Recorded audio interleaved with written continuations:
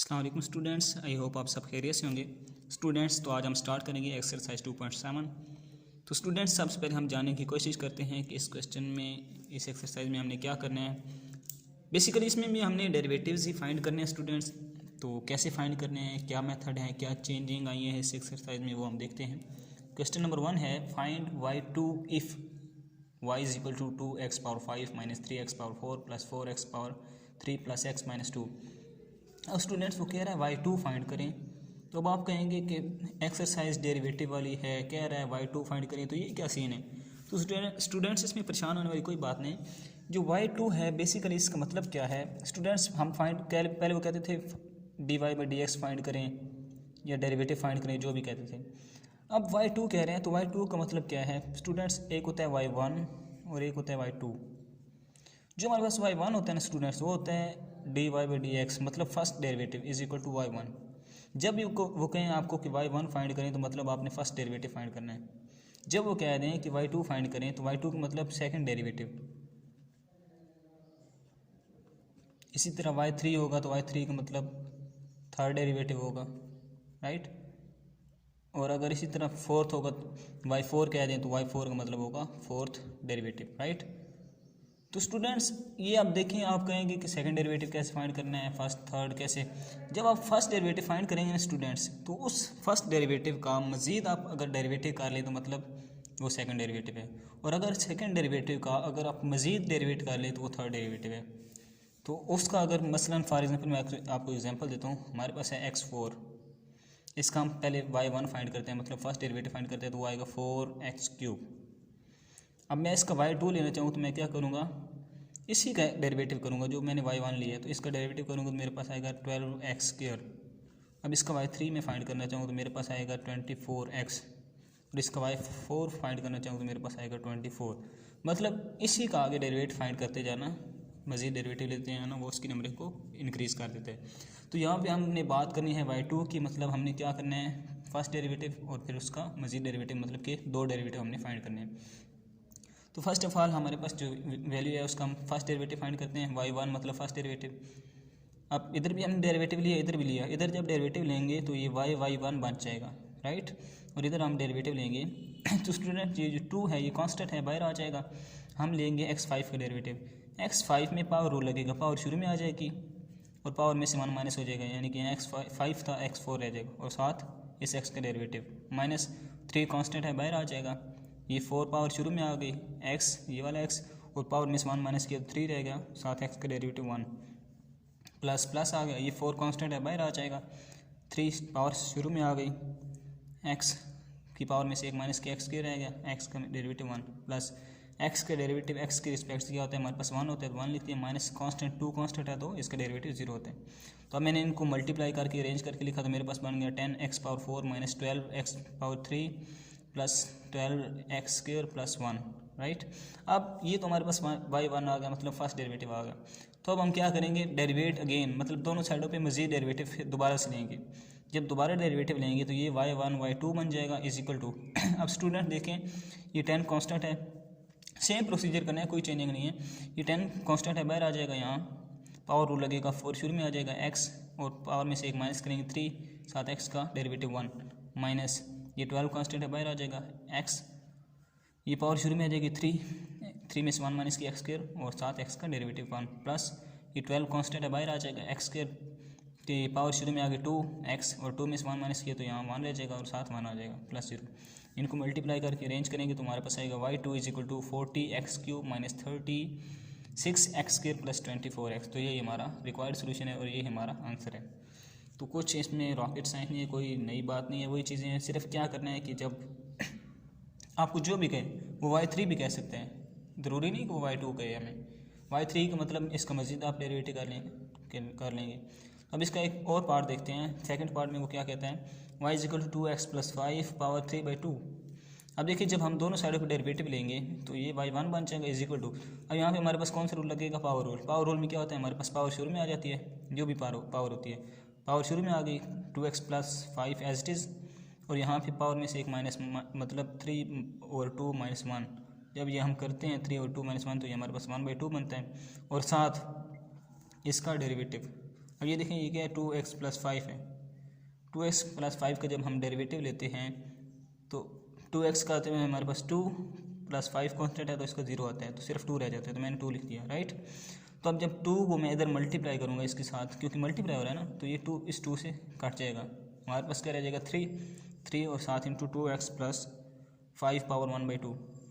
अब नेक्स्ट ये हमारे पास क्या आ गया, y1 आ गया। हमने क्या फाइंड करना है, y2 अब दोनों साइडों पे अगेन डेरिवेट करेंगे, ये y1 y2 बन जाएगा इज इक्वल टू ये 3 कांस्टेंट है बाहर आ जाएगा, मैंने ब्रैकेट लगा दिया। अब इसका डेरिवेटिव करना है, सेम वही प्रोसीजर जो हमने इधर किया है। पावर शुरू में आ गई 1/2, 2x + 5 एज इट इज़, और पावर में से 1 माइनस करेंगे। 1 और 2 में से जब हम 1 माइनस करते हैं तो हमारे पास -1/2 आता है, और साथ इसका डेरिवेटिव 2 है तो 2 लिख दिया। अब इसको मैंने मज़ीद सिंप्लीफाई करने के लिए क्या किया, y2 इज इक्वल टू ये जो 2 है ये इस 1 और 2 वाले इस 2 से कट जाएगा। ये 2x + 5 है, जब ये नीचे आएगा तो इसकी पावर हमारे पास प्लस हो जाएगी, 2x + 5 पावर 1/2 हो जाएगी। जब ये बटा के नीचे आ जाएगा तो इस 1/2 को मैंने स्क्वायर रूट की शक्ल में लिख दिया, यानी कि y2 इज इक्वल टू 3 और 2x + 5 स्क्वायर रूट। तो ये हमारा रिक्वायर्ड सोल्यूशन है, ये हमारा आंसर है। तो नेक्स्ट क्वेश्चन हमारे पास जो है ये है y is equal to x square root + 1 और x स्क्वायर रूट। तो इस स्क्वायर रूट को आप पहले सिंप्लीफाई करेंगे, आप इस फॉर्म में लिखेंगे y is equal to x power 1/2 plus x power -1/2। अब आप क्या करेंगे, दोनों साइड पर डेरिवेटिव लेंगे, इधर y1 बन जाएगा, तो इधर हमारे पास कौन सा रूल लगेगा, यही पावर रूल लगेगा। इसकी पावर शुरू में आ जाएगी, फिर पावर में से 1 माइनस, इसकी भी पावर शुरू में आ जाएगी, पावर में से 1 माइनस, आपका y1 आ जाएगा। फिर आप क्या करेंगे, दोबारा डेरिवेट करेंगे, y2 आ जाएगा, फिर इसी तरह आप रूल लगा के इसका आंसर निकाल लेंगे, राइट। तो ये आप खुद करेंगे तो आपको मज़ीद समझ आ जाएगी इंशाल्लाह। तो क्वेश्चन नंबर 2 में जो है वो भी सेम ही चीज़ है, y2 ही फाइंड करना है, लेकिन उसमें उसने क्या किया, एक्सपोनेंशियल फंक्शन हमें दे दिए। तो अब क्या करेंगे, हम y1 फाइंड करेंगे, पहले इधर भी डेरिवेटिव इधर भी डेरिवेटिव, इधर डेरिवेटिव लेंगे तो y1 आएगा, इधर डेरिवेटिव लेंगे तो ये देखिए हमारे पास प्रोडक्ट रूल लगना है, क्योंकि दो फंक्शन दो वेरिएबल आपस में क्या हो रहे हैं, मल्टीप्लाई हो रहे हैं। एक्सपोनेंशियल फंक्शन है और एक हमारे पास अलजेब्रिक फंक्शन है, दोनों आपस में मल्टीप्लाई हो रहे हैं।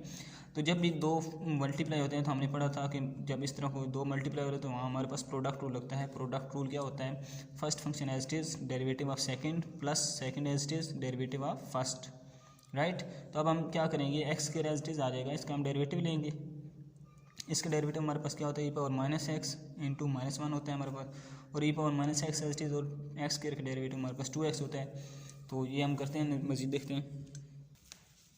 यहाँ पे हमने डेरिवेटिव ले लिया, देखिए मैंने आपको बताया था e पावर -x का डेरिवेटिव हमारे पास होता है e पावर -x इंटू -1। ये कैसे आता है, देखें e पावर x जो होता है उसका जब हम डेरिवेटिव लेते हैं तो हम क्या करते हैं, e power x as it is लिख देते हैं पहले, और साथ इस पावर का डेरिवेटिव मतलब 1। तो e पावर -x में भी हम ऐसे ही करते हैं, e पावर -x का जब हम डेरिवेटिव लेते हैं, derivative of e power -x का, तो e power -x as it is लिख देते हैं, और साथ पावर का डेरिवेटिव तो -x का डेरिवेटिव -1 होता है, तो हमने लिख दिया। प्लस यहाँ पे एक्स स्क्वायर था तो एक्स स्क्वायर का डेरिवेटिव 2x होता है, मैंने लिख दिया। अब इस माइनस को मैंने बाहर ले आया, मैंने लिख दिया है -x² e power -x plus ये वाला 2 मैंने स्टार्ट में लिख दिया x e पावर -x। तो अब मज़ीद मैंने इसको सिंप्लीफाई करने के लिए इधर भी e पावर -x है, इधर भी e पावर -x है, तो मैंने दोनों साइडों से e पावर -x कॉमन ले लिया। तो y1 is equal to e power -x into -x² plus 2x, ये हमारा रिक्वायर्ड सोल्यूशन है और ये हमारा आंसर है। स्टूडेंट्स क्या होता है कि इसमें आप देखें ये हमारा y1 आया है, तो अब जब y2 की बात करेंगे तो y2 में कुछ मुश्किल नहीं है। y2 में आपने क्या करना है, अगेन डेरिवेटिव लेना है दोनों साइडों पे। जब आप डेरिवेटिव लेंगे तो इधर फिर से हमारे पास प्रोडक्ट रूल लग जाएगा। ये देखिए एक फंक्शन ये एक ही है, फर्स्ट एज इट इज़ आएगा, इसका डेरिवेटिव लेंगे, प्लस ये वाला एज इट इज़ आ जाएगा, इसका डेरिवेटिव ले लेंगे तो आपके पास y2 आ जाएगा, राइट। तो नेक्स्ट देखते हैं, नेक्स्ट क्वेश्चन हमारे पास क्या कहते हैं वो स्टूडेंट। नेक्स्ट क्वेश्चन में उसने हमें नेचुरल लॉग वाली वैल्यू दे दी है, y is equal to natural log 2x + 3 और 3x + 2। स्टूडेंट्स जो मुश्किल क्वेश्चन होते हैं, ये जो लेंथी होते हैं वो मैं खुद से सॉल्व कर देता हूँ, जो इजी होते हैं और थोड़े जिनमें मैं आपको उनका हिंट दे देता हूँ तो वो आप खुद किया करें, इससे आपकी प्रैक्टिस होगी तो आपको ये चीज़ें समझ आ जाएंगी। तो स्टूडेंट्स नेचुरल लॉग की प्रॉपर्टी है कि जब दो फंक्शन आपस में डिवाइड हो रहे हो तो हम उनका नेचुरल लॉग अलग करने के लिए हम क्या करते हैं, हम उनमें माइनस लगा देते हैं, यानी कि natural log x minus natural log y। तो ये प्रॉपर्टी मैंने इधर अप्लाई की है, natural log 2x + 3 minus natural log 3x + 2। अब मैंने y1 फाइंड करना है तो दोनों साइड पर डेरिवेटिव लूँगा, ये y1 बन जाएगा। इधर क्या होगा, जब नेचुरल लॉग x का हम डेरिवेटिव लेते हैं स्टूडेंट्स, आप जानते हैं कि नेचुरल लॉग x का डेरिवेटिव क्या होता है, 1/x और साथ x का डेरिवेटिव। तो इधर x की जगह क्या है 2x प्लस 3 है, तो हम क्या करेंगे 1/2x प्लस 3 और साथ इसका डेरिवेटिव माइनस इस 1/3x प्लस 2 और इसका साथ डेरिवेटिव। या स्टिल देखेंगे 2x प्लस 3 में से 2x का डेरिवेटिव 2 होता है और x 3 कांस्टेंट है तो इसका 0 हो गया माइनस, या स्टिल लिख ली वैल्यू मैंने।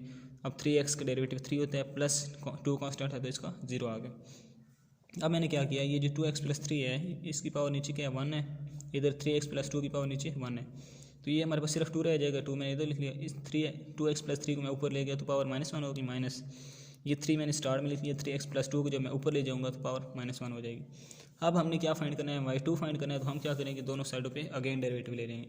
इधर डेरिवेटिव लेंगे तो हमारे पास आएगा y2 और इधर डेरिवेटिव लेंगे, देखिए स्टूडेंट्स 2 क्या है हमारे पास कांस्टेंट है बाहर आ जाएगा। अब देखिए यहाँ पे पावर रूल लगेगा, पावर -1 है, -1 शुरू में आ जाएगा, 2x plus 3 as it is और पावर में से 1 माइनस करना है। अब -1 में से -1 करें तो हमारे पास -2 आता है, तो मैंने -2 लिखा, साथ इसका डेरिवेटिव लिखना है। इसका डेरिवेटिव हमारे पास क्या है 2 है, हमने पहले भी यहाँ निकाला 2 आता है तो मैंने 2 लिख दिया, ये वाला माइनस और ये 3 कांस्टेंट है बाहर आ जाएगा, ब्रैकेट लगा दी। ये देखिए स्टूडेंट्स पावर क्या है -1 है, -1 शुरू में आ गया, 3x प्लस 2 पावर में से 1 माइनस करेंगे तो -2 आएगा और 3x प्लस 2 का डेरिवेटिव हमारे पास 3 होता है तो मैंने 3 लिख दिया, राइट स्टूडेंट्स। अब इसको मज़ीद सिंप्लीफाई करने के लिए मैंने क्या किया, ये जो 2 है ये 2 इस 2 से मल्टीप्लाई हो रहा है ना, तो इसको इससे मल्टीप्लाई किया हमारे पास 4 बन गया और ये माइनस भी बाहर आ गया -4। ये देखिए 2x प्लस 3 की पावर है -2, जब मैं इसको नीचे लाऊंगा तो ये आ जाएगी 2x प्लस 3 पावर +2 बन जाएगी।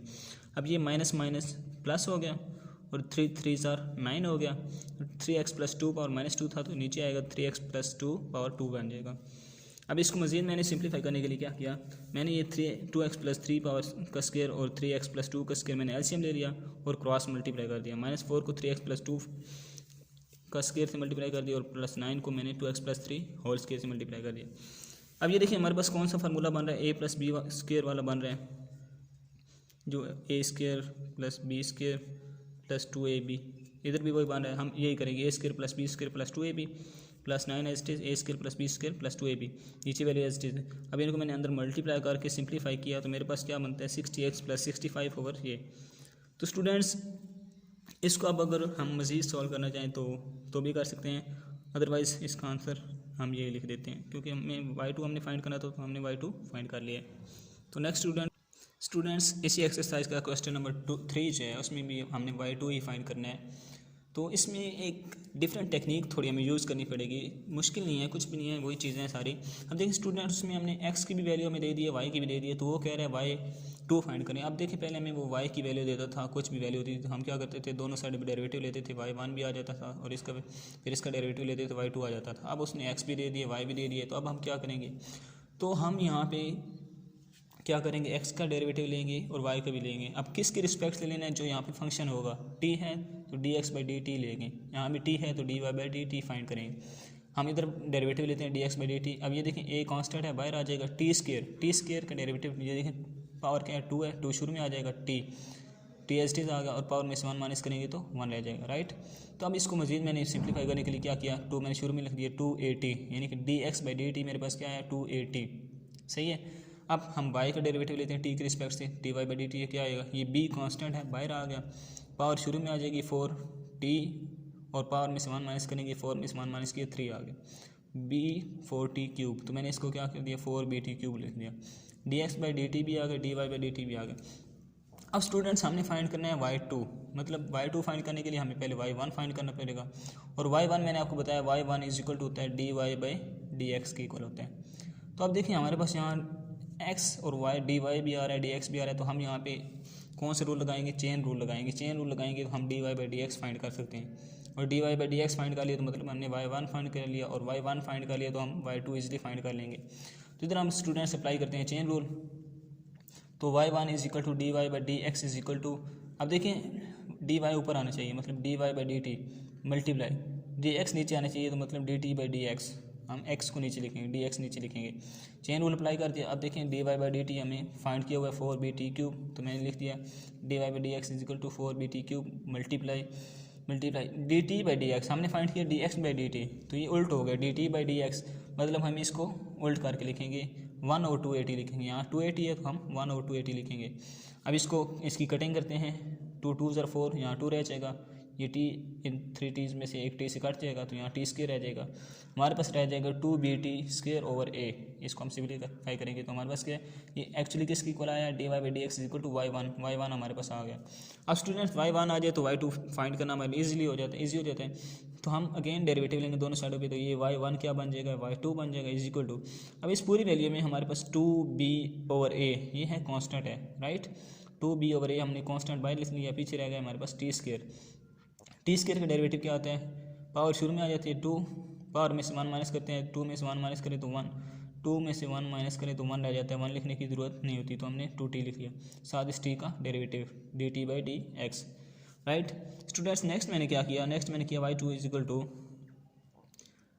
ये जो था मेरे पास 2b/a। अब ये देखिए स्टूडेंट्स dt/dx कह रहा हूँ, dt/dx हमने फाइंड करना है y2, तो हम dt/dx को ख़त्म करने के लिए क्या करेंगे, ये जो हमने dx/dt की वैल्यू निकाली थी ना 280, तो यहाँ से हम निकालेंगे dt/dx की वैल्यू जो कि हमने यहाँ पे लिखी थी, यानी कि ये dt/dx है ना, तो इधर हमने क्या वैल्यू लिखी थी इसकी 1/280, तो हम इधर भी 1/280 इसकी वैल्यू लिख देंगे dt/dx की। dt/dx की वैल्यू क्या है 1/280, तो इधर ये वाला 2 इस 2 से कट जाएगा, ये t इस t से कट जाएगा, तो हमारे पास क्या रह जाएगा 2b ओवर ये a इस a से मल्टीप्लाई हो जाएगा, तो 2b/a², यानी कि y2 इज इक्वल टू होगा 2b/a²। तो ये हमारा रिक्वायर्ड सोल्यूशन और ये हमारा आंसर है। तो अब जितने भी फॉर्म की क्वेश्चन बनते थे मैंने सारे एक ही वीडियो में आपको बता दिए हैं कि y2 के किस किस तरीक़ा से इसके क्वेश्चन आ सकते हैं, किस तरीक़े से नेचुरल लॉग भी बता दिया, एक्सपोनेंशियल वाला भी बता दिया है, चेन रूल वाला भी बता दिया। तो आई होप सो कि आपको समझ आ चुके होगी। अगर आपको वीडियो पसंद आए then subscribe and like my channel for more videos. Thank you.